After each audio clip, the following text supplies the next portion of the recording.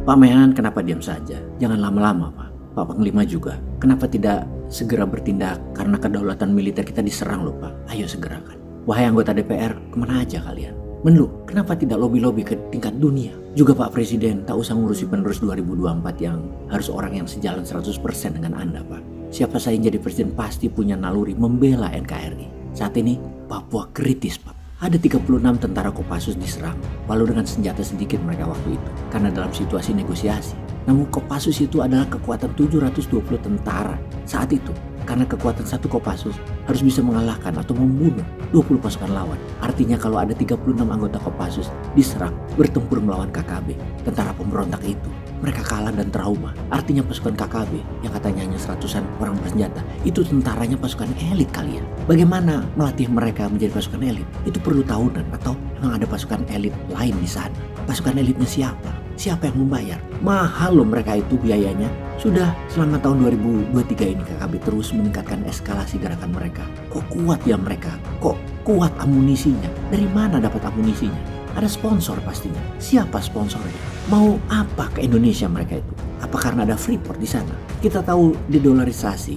Kita lompat sebentar. Memukul Amerika dengan telak. Gerakan banyak negara melakukan buang dolar atau dedolarisasi akan berakselerasi dengan cepat lagi dan ini akan merugikan dolar. Amerika saat ini menghadapi ancaman besar karena mata uangnya akan digantikan oleh mata uang lain dalam perdagangan internasional dan sebagai mata uang cadangan atau devisa negara banyak negara, dolar mulai dibuang. Amerika tidak dapat terus mencetak uang dolar untuk mendanai perdagangan dan defisit fiskal mereka. Nilai US dollar, suku bunga bank naik yang bisa menyebabkan bank-bank di Amerika menjadi biaya besar dan akan membuat bangkrut bank.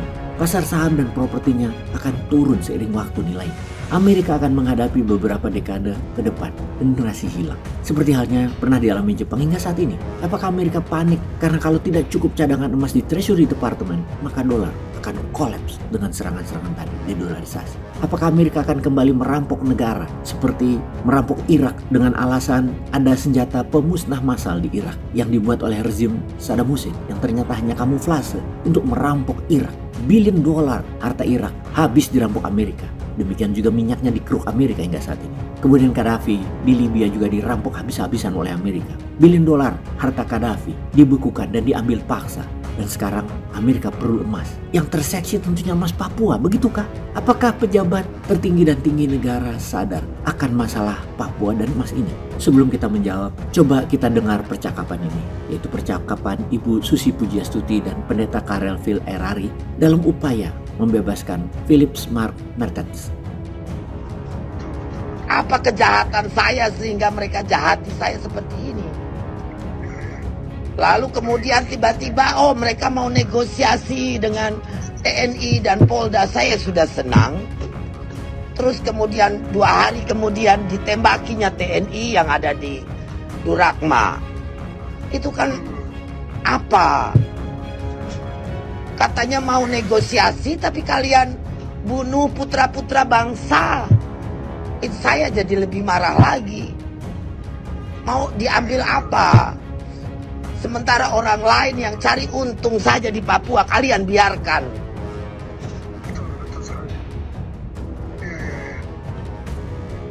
Baik, terima kasih banyak. Khususnya kita bisa bicara, nanti saya kontak lagi ya tentang Fusier itu. Jadi begini, ada grant yang diberikan kepada saya bisa bantu Ibu Susi untuk kita belikan pesawat baru. Kalau semua sudah oke semua, betul-betul Philip Martin dibebaskan, kita cari pesawat baru dan ada yang mau bantu saya grant dari PBB Antonio Guterres, mereka mau bantu pendidikan di Papua dan saya mau pakai sebagian itu untuk kita bantu. Saya bicara dengan Bapak, saya nangis karena marah. Ya, tidak apa-apa, saya prihatin. Kita jelaskan, Tentara Pembebasan Nasional Papua Barat Organisasi Papua Merdeka atau TPNPB-OPM menyandera Philips Mark Mertens, pilot pesawat perintis Susi Air, warga negara New Zealand. Kita tahu New Zealand adalah negara Commonwealth. Rabu 15 Februari 2023 di mana sampai sekarang belum berhasil dibebaskan. Pendeta Karel Phil Erari merupakan tokoh masyarakat di Papua dan dikenal dekat dan memiliki akses dengan kelompok kriminal bersenjata TPNPB. Kita bisa mendengar suara Ibu Susi dengan nada tinggi bercampur marah, sedih, karena TPNPB menyandera warga negara asing yang tidak berdosa, tidak tahu apapun dengan situasi politik di Papua. Pilot Susi Air, Philip Mark Merton. Ibu Susi kecewa dengan personel TNI yang dikerahkan untuk menjemput Philips yang tidak dibekali kesiapan tempur ditembaki tanpa ampun. Beberapa gugur. Di sisi lain Ibu Susi mengatakan penyesalannya karena selama 20 tahun mengerahkan maskapai penerbangan perintis Susi Air di Papua. Sirna usahanya begitu saja. TPNPB menyandera Philip Marx telah membuyarkan upaya tanpa henti membantu masyarakat di Papua agar terbebas dari segala bentuk keterisolasian. Menurutnya, pesawat Susi Air yang dibakar dan Philip Marx yang disandera yang sama sekali tidak ada hubungannya dengan situasi politik di Papua.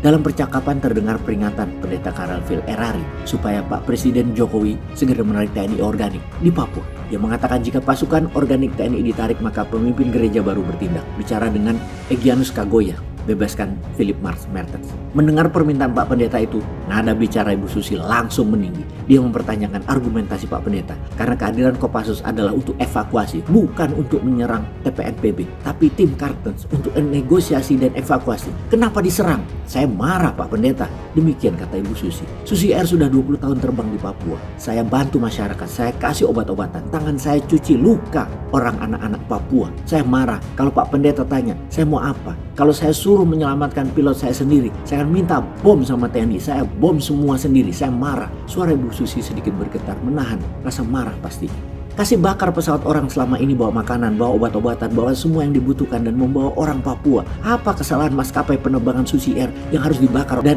disandera pilot Philip Mark Merton? Apa dosa saya? Apa salah saya pada TPNPB OPM? Saya marah setelah tahu TPNPB OPM menembak mati pasukan TNI yang diterjunkan bukan untuk tempur, kata Ibu Susi menekan. Saya jahat apa Pak Pendeta? Coba cari kejahatan saya apa di Papua? Tanya Ibu Susi dengan suara meninggi. Pendeta Phil menjawab, Ibu Susi, tidak ada tindakan kejahatan di Papua, malah membantu masyarakat Papua. Kemudian dijawab Susi, saya cari makan di Papua iya, tapi saya bantu banyak orang Papua.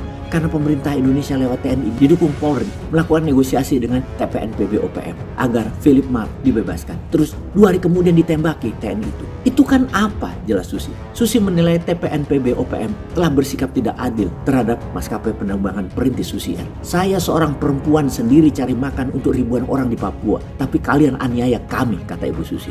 Kepada Ibu Susi yang terhormat, kami netizen, bosman, di belakang ibu 101%.